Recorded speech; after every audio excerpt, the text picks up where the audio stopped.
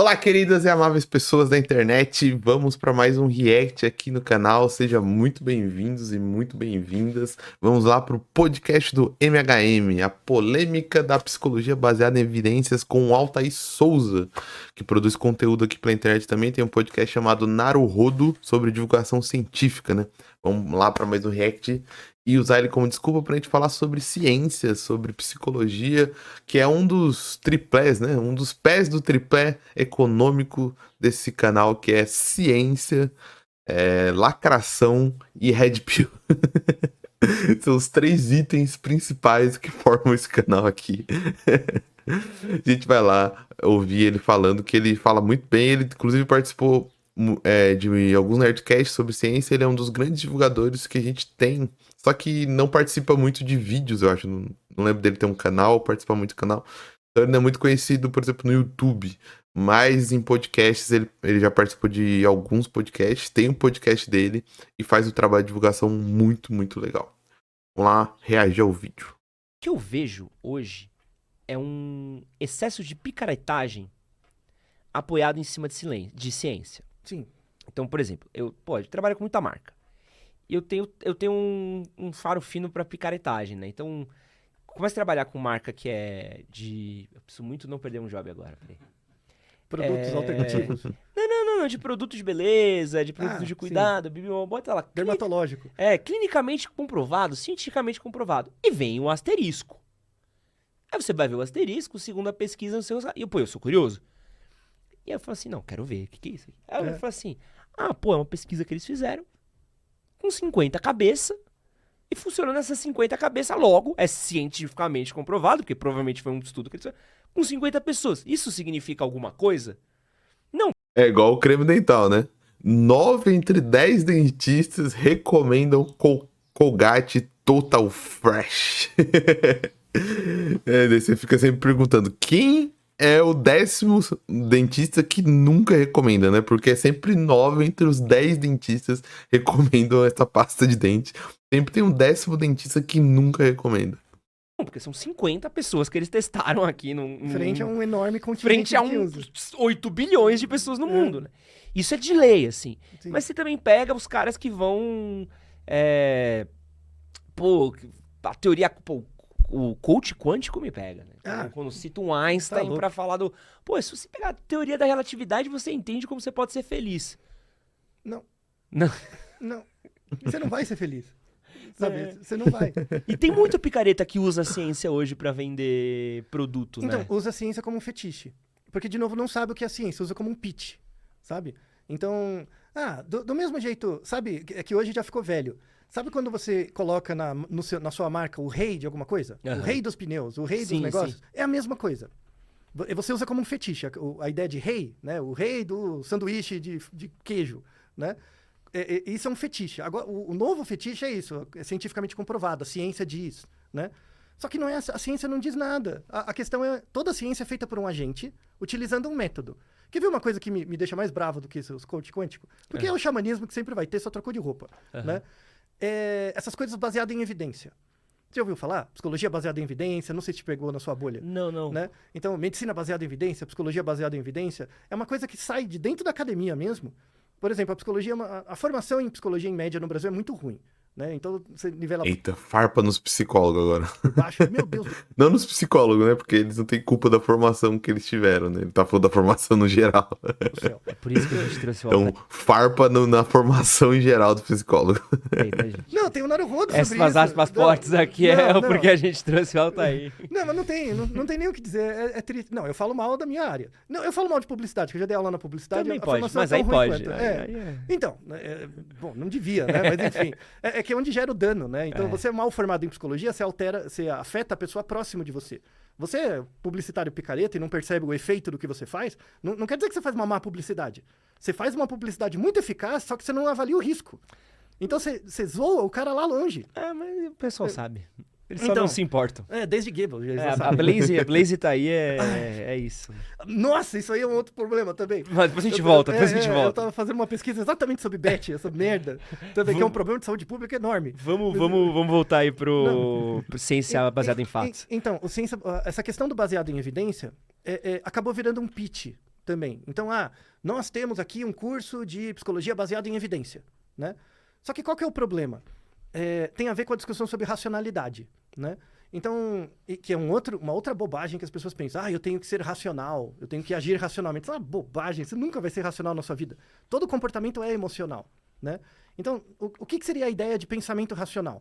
O pensamento racional, ele é uma coisa que você faz baseada num método ou numa razão, e toda razão é ligada numa evidência, tá? Então, eu acho certo tomar água de manhã. Por exemplo, isso é um comportamento. Esse comportamento é ligado a uma racionalidade, que é ligada a uma evidência. Eu li um artigo dizendo que é bom tomar água de manhã, por exemplo, tá? O jeito simples é esse. Só que o problema é que toda evidência é ligada a um método. Então, deixa eu dar um exemplo. Imagina que eu sou farmacêutico.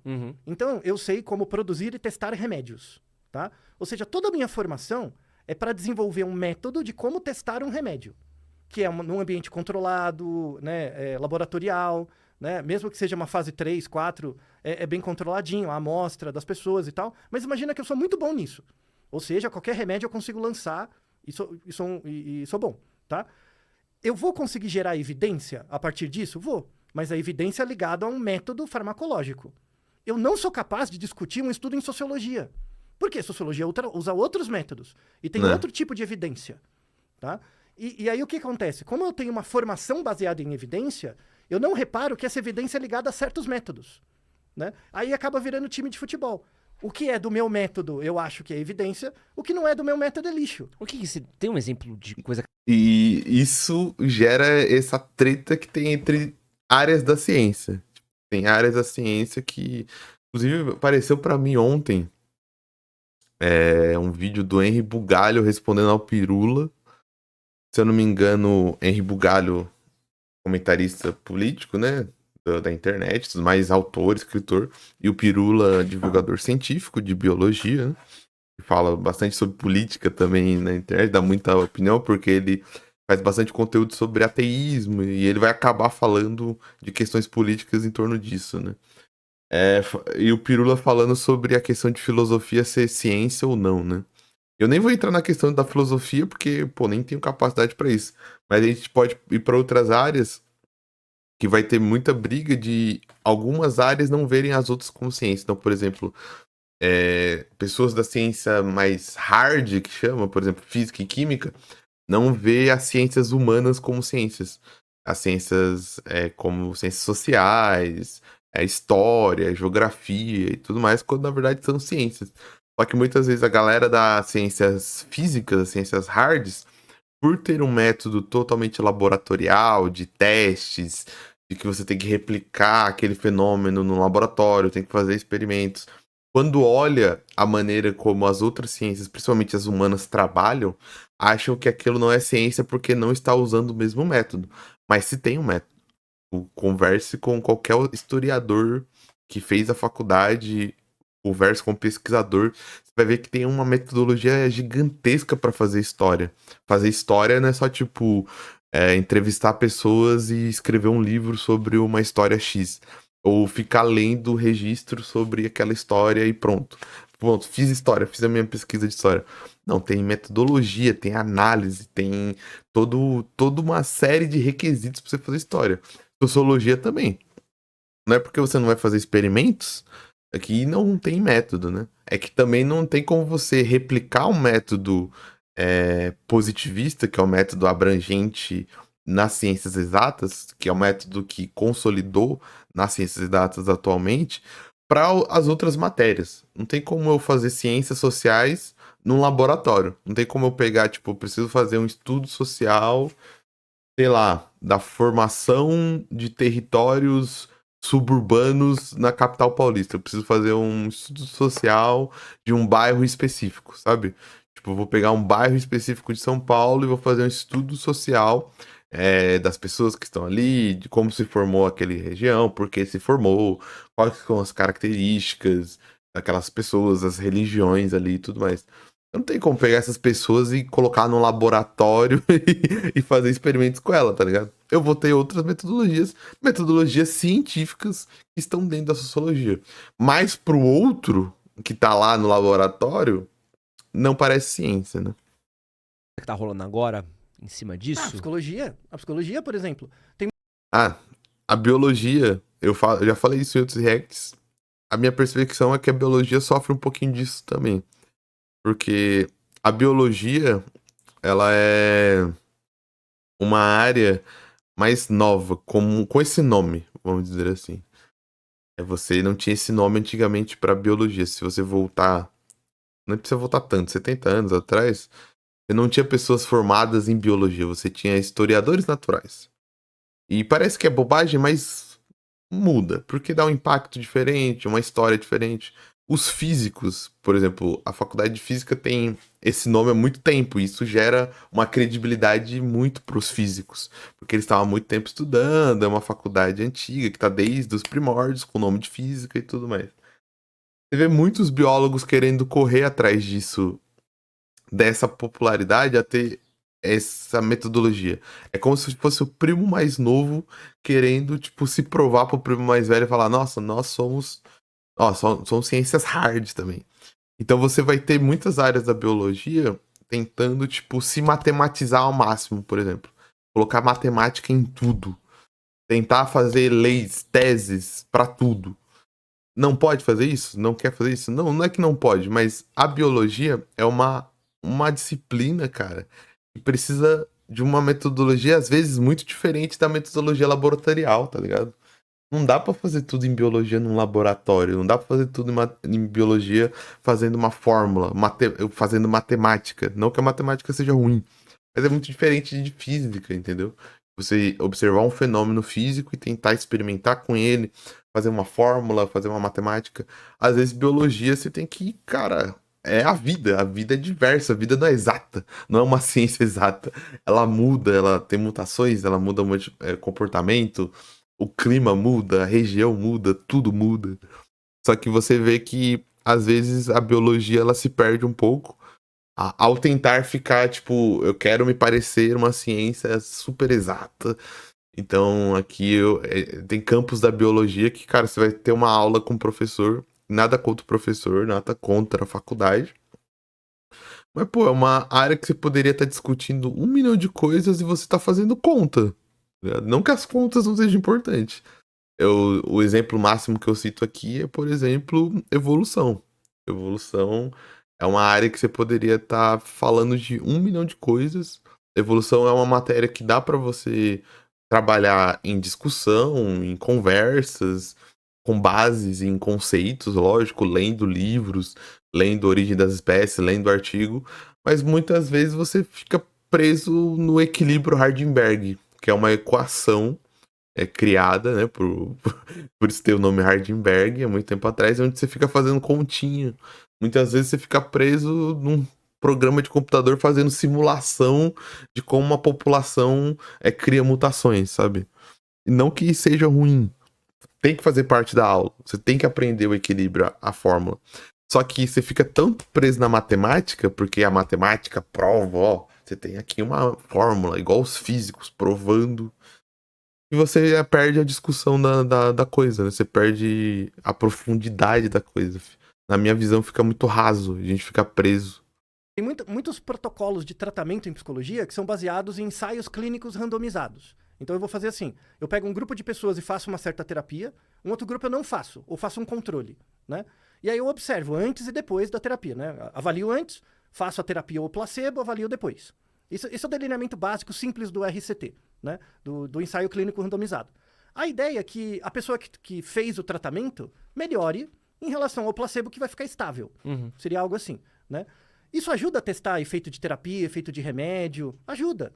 Só que no mundo real, né, quando eu vou selecionar as pessoas para um estudo clínico, eu tenho que selecionar a mesma quantidade de homem e mulher em cada grupo, idade, eu tenho que randomizar e padronizar os grupos. No mundo real isso não acontece.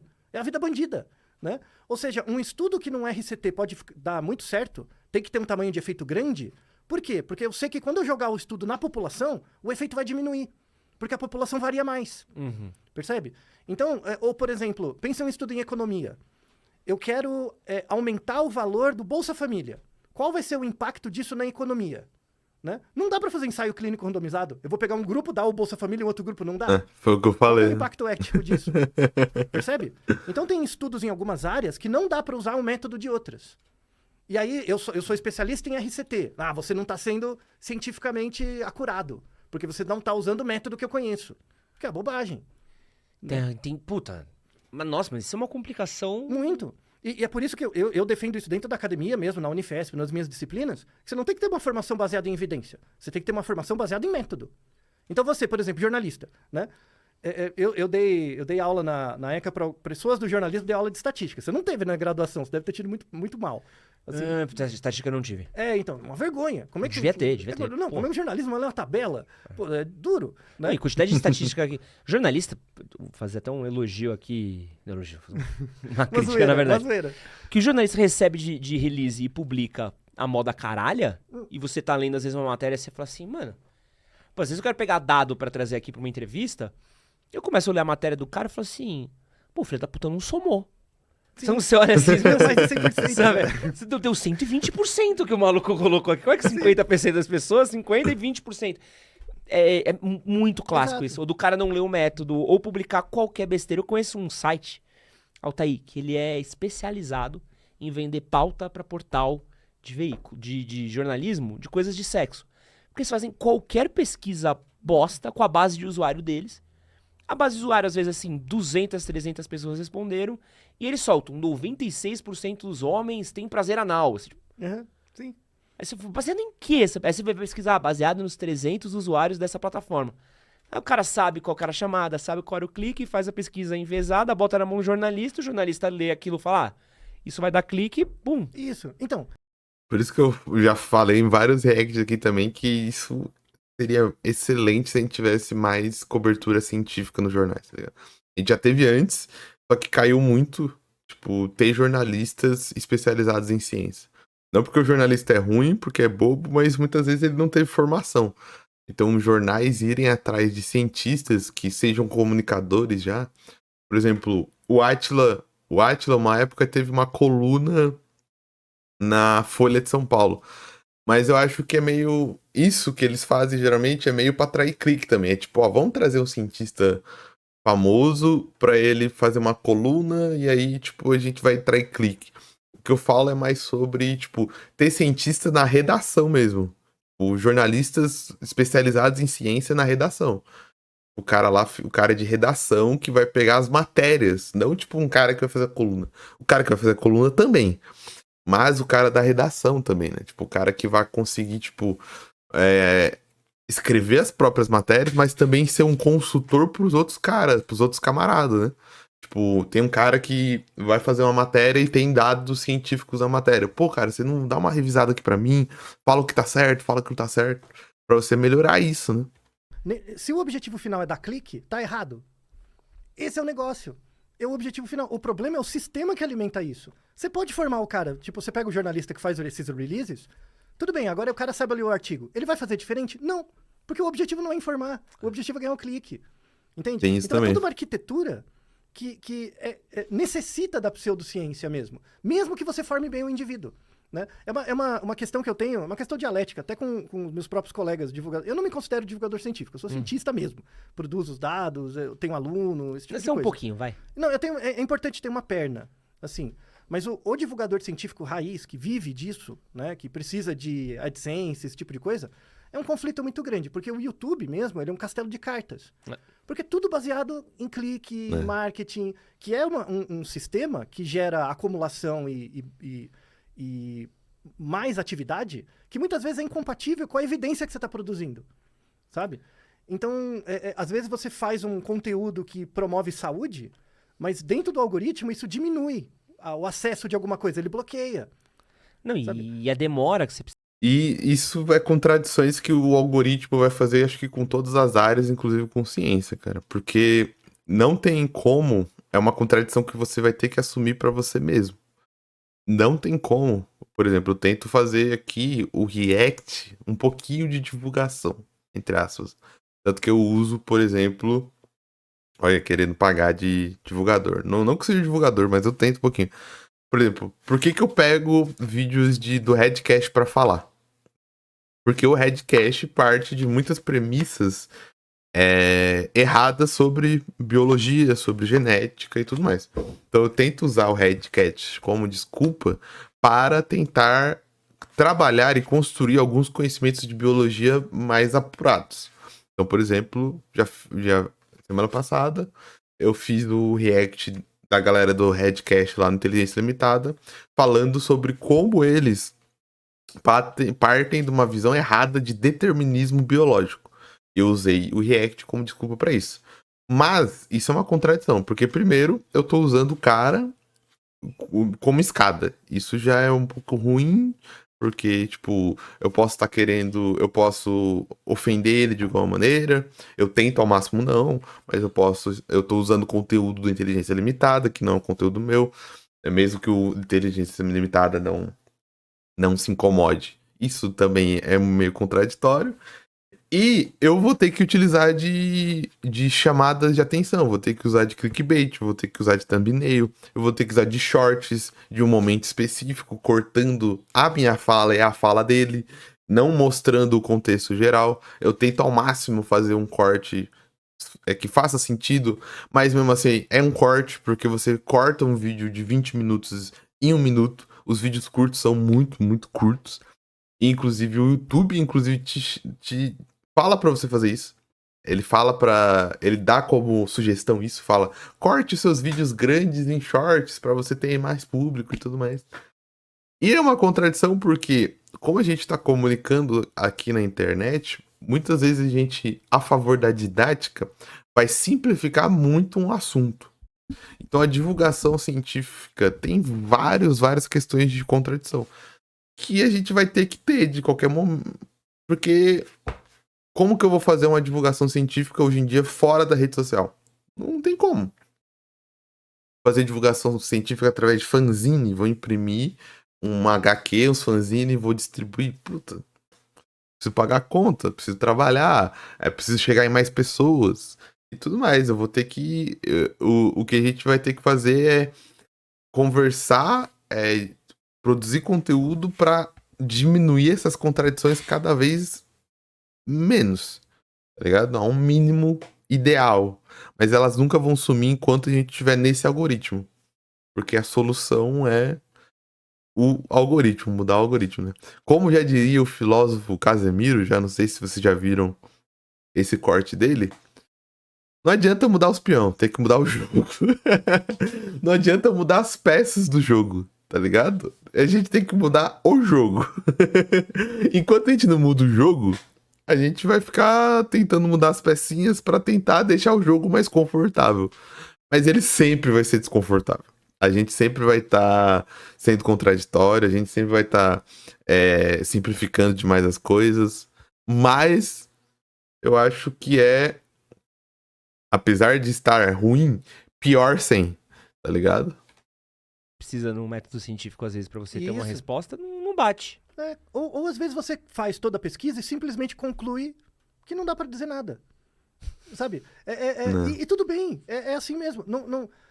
Por exemplo, eu conseguir provar que uma coisa é impossível de provar, isso é muito mais importante do que falar uma falácia. Sabe? Isso em matemática é muito comum. Existem várias áreas da matemática que você consegue provar que uma coisa não dá pra provar. Por exemplo, o paradoxo da escolha, por exemplo. Você não consegue provar, né? Isso é muito importante saber. Então eu consegui provar categoricamente que não dá pra provar um bagulho, né? E qualquer outra prova que eu fizer vai ser pra aproximar de uma coisa que eu sei que não vou conseguir provar.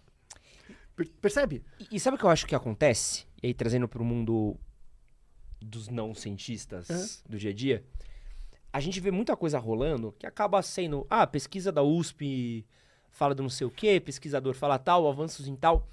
Eu vejo que tem umas pessoas que elas têm um poder muito bom de entender qual que é o assunto do momento, ou qual que é uma palavra. Eu chamo, pelo menos eu vi pessoas usando, eu gosto de chamar isso de ancoragem. Então o cara fala assim, o Altair tá fazendo uma pesquisa fodida de, sei lá, ciclo circadiano nos símios, vai. Só uma coisa assim.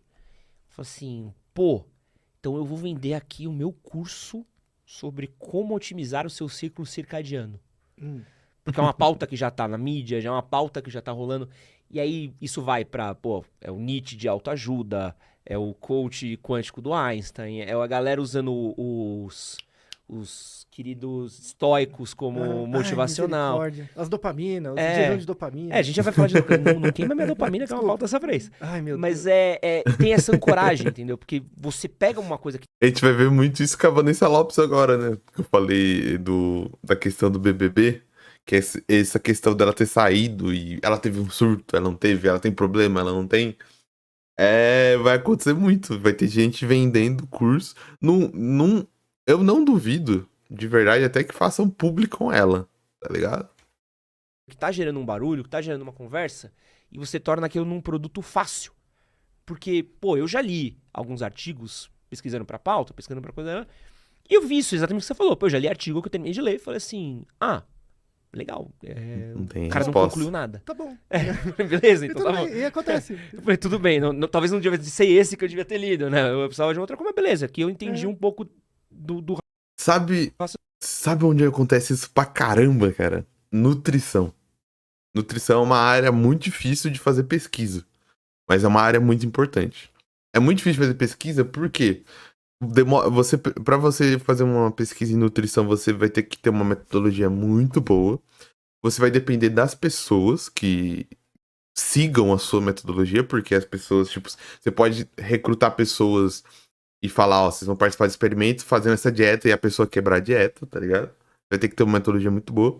Você precisa de tempo, porque não tem como fazer um experimento, por exemplo, será que tal alimento pode causar uma doença em 3 meses? Você precisa de anos fazendo essa pesquisa. E muitas das vezes, os resultados da nutrição, eles não são resultados pragmáticos. Eles são resultados estatísticos, de chances. Tipo, falando ou inconclusivos, ou uma conclusão do tipo falando, isso aqui determinou que você tem um 60% de chance mais de ter tal doença, de ter tal coisa. E é importante ter esses artigos para a gente conseguir se alimentar melhor, ter mais expectativas, mas não são super conclusivos. Só que o que os jornais fazem? Porque o que as pessoas querem? Querem respostas conclusivas. Então você sempre vê as notícias, por exemplo, carne vermelha tem mais, pode provocar câncer. Se você for no artigo de verdade que pesquisou isso sobre carne vermelha, você vai ver que a conclusão deles é totalmente longe disso. É uma conclusão inconclusiva e estatística. De, tipo, pessoas que comeram mais carne vermelha durante a vida tiveram tantos porcentos mais diagnósticos de câncer, por exemplo. Não é conclusivo, tá ligado? A questão do açúcar, a questão do ovo. O ovo faz mal ou faz bem? Tipo, porque o artigo traz uma resposta inconclusiva, mas traz uma resposta boa, uma reflexão boa. Só que a divulgação desse artigo não pode ser inconclusiva, porque senão as pessoas não vão consumir. Então, a pessoa que escreve a divulgação do artigo conclui alguma coisa para gerar clique, para gerar notícia e tudo mais, né? Raciocínio. Mas pro afegão médio, porra. Então, mas você percebe que esse é o método do Gutenberg? É. Então, o Gutenberg criou a imprensa. O que ele vai escolher imprimir? É esse cara. Ele vê lá o que tá falando, eu vou escolher imprimir isso. Né? Então, percebe que o Gutenberg não trouxe nada de novo, é só uma reprodução. Uma reprodução de algo muito antigo, que tem dezenas de milhares de anos na gente. Que tem um Naruhodô que a gente gravou. Lembra de uma época, um tempo atrás, que tinha uma praia no Nordeste, eu não lembro onde, que tinha tubarão? Uhum. Tanto é que teve acidente de tubarão, não lembro, Alagoas, alguma coisa assim. E eles colocaram uma baita placa, ó, tem tubarão, não entra. O gaiato entrava. Aconteceu vários casos da polícia ter que tirar o cara da água, né? Porque ele era burro, né? Porra, um cara burro, tá dizendo que tem tubarão, ele viu do lado dele que comeu o pé do cara e ele entra, né? Aí mandaram a pergunta e falaram, a gente gravou um episódio exatamente por isso, porque pessoas não seguem avisos de perigo, né? Porque e aí tem toda uma discussão, mas a questão é que o objetivo último de você saber alguma coisa, entender alguma coisa, não é para buscar a verdade, é para pertencer a um grupo. O grande argumento, né, que a gente cria para dizer isto é correto, não é baseado na natureza, é baseado ao grupo que eu pertenço. Isso é e aí volta na questão de por que a racionalidade é uma bobagem, né? Tudo é emocional. Então, por exemplo, você entra dentro de... A questão do... Isso resume basicamente os grupos conspiracionistas que amam estar em conspiração, tá ligado? Porque você quer estar em um grupo e quer ter uma resposta e quer organizar o universo pra você, porque o universo é muito complexo, a gente não consegue responder tudo. Principalmente quando envolve política. É muito complexo. Não consegue achar uma resposta certa. Daí a gente quer ter esse conhecimento pra organizar tudo certinho, porque, cara, se você... É muito desconfortável você ficar na incerteza. Pô, é muito desconfortável de verdade, assim. E, tipo, você vê uma situação e tá tudo desorganizado. E você sabe que tá desorganizado. Você aceitar que a resposta é desorganização, tipo, tá tudo bagunçado, é muito desconfortável pra nossa psique, né? de um grupo do Telegram de antivacina, né? As pessoas ficam falando ali, elas citam médicos, citam artigos, citam alguma coisa. Ali dentro daquele grupo, elas são racionais. Elas são sujeitos racionais que emitem afirmações razoáveis com base em evidência. A questão é que aquela evidência ela é fraca para outras bolhas, mas ali não. Então cria-se um núcleo de racionalidade e você divide ali emoções que são rechaçadas por pessoas de fora. Mas seu objetivo último é pertencer a esse grupo. Quase uma seita, né? Exatamente. Não, a lógica, de novo, volta no xamanismo. O objetivo último da nossa existência, assim, não é entender a verdade do mundo ou a realidade, é sobreviver.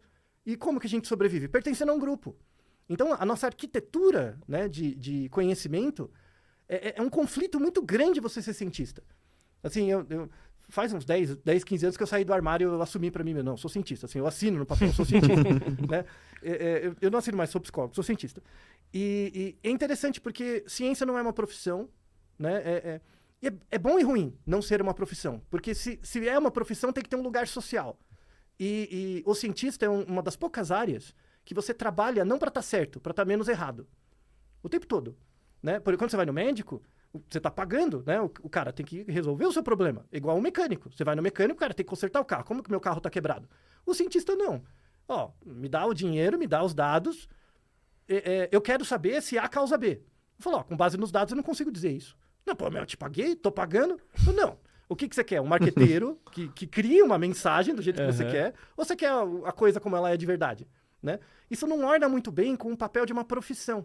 Porque toda profissão atende um papel social, onde dentro desse papel social você tem que estar certo. Essa é a merda desse mundo. Você tem que estar certo. Quando a ideia é você estar menos errado. É por isso que tem um monte de gente que faz uma faculdade boa, faz engenharia, vai trabalhar no banco, e é bom, imagina que o cara é bom, ganha um bom dinheiro, chega a 35 anos, o cara perde o sentido da vida. Porque ele é tão acostumado a achar que está certo, que ele vai corroendo ele por dentro. Ele não consegue perceber as falhas dele. Aí ele olha pra mulher, quer separar, começa a fazer uns tribal no pescoço, as tatuagens na cara, compra uma moto, quer fazer uma viagem. Aí vou me aposentar com 45 anos, porque eu já tenho dinheiro, vou me descobrir. Né? Aí sai viajando pra se descobrir, quando na verdade ele leva ele mesmo com a moto. Né? Aí ele começa a fazer, vou fazer o quê? Um curso de hipnose, pra entender o outro. Né? Um curso de PNL, de PNL. É isso que eu ia falar, programação neurolinguística. Eu vou falar não querendo puxar sardinha, mas o professor entra nesse bagulho de ser um pouco essa questão de cientista também, sabe? Eu entendi que ele quis dizer de não ser profissão. Lógico que a gente vai ter discussão, lógico que tem que ser tratado como uma profissão. Tanto professor como cientista, porque tem que ter valorização. Mas acho que ele tava querendo dizer mais, sim, sobre a percepção social. De, tipo, se a gente analisar socialmente, não é profissão. O professor também, nessa análise social, apesar de a gente lutar para ser valorizado como profissional, o professor entra muito nisso, porque, tipo, tem muito dessa situação em sala de aula também. Tipo, o aluno quer a resposta certa e o professor olha pra ele e fala, cara, não tem resposta certa. Tipo, não consigo resolver esse problema. O que eu preciso te mostrar é que o mundo é realmente assim. Não é complexo. Não tem uma resposta certa pra essa situação. Lógico, dependendo da disciplina, se for matemática, física, aí vai ter a resposta certa, né? Tô falando de professor, mas acho que até dentro dessas disciplinas, o professor uma hora vai virar e falar assim pro aluno. PNL. E aí começa a atender. as pessoas, aí bate no meu lado, né? Começa a atender as pessoas. Por quê? Porque eu fiz essa viagem, eu tenho essa experiência, eu sou o guru do sei lá do que, do raio que o parta, né? E agora eu tenho conhecimento suficiente para ajudar você a ser uma pessoa melhor. Quem você pensa que é? Quem eu penso que eu sou para achar que eu posso fazer bem para você? Esse que você acabou de assistir foi um corte do nosso podcast. Ah, bom demais. Bom demais esse podcast. Acho que eu vou reagir a mais cortes do Altair. Gera muito conteúdo e a gente conversa bastante sobre coisas muito importantes. Conteúdo bom demais. Se inscreva lá no Cortes do MHM. Vá atrás do Naruhodô. Se você curtiu também, deixe seu like aqui nesse vídeo. Deixe seu comentário. Compartilhe com mais pessoas esse vídeo. E se chegou aqui pela primeira vez na sua vida, não tenho respostas certas, não vou te falar qual é a verdade da humanidade, mas eu posso te oferecer um grupinho aqui que a gente tá tentando descobrir um pouquinho mais sobre o mundo através de react, através de leitura de notícias, através de vários conteúdos. Então se inscreva aqui, quando dá certo tem vídeo todo dia, quando não dá muito certo tem vídeo todo dia útil, beleza? Vou ficando por aqui mais um vídeo, até a próxima e tchau!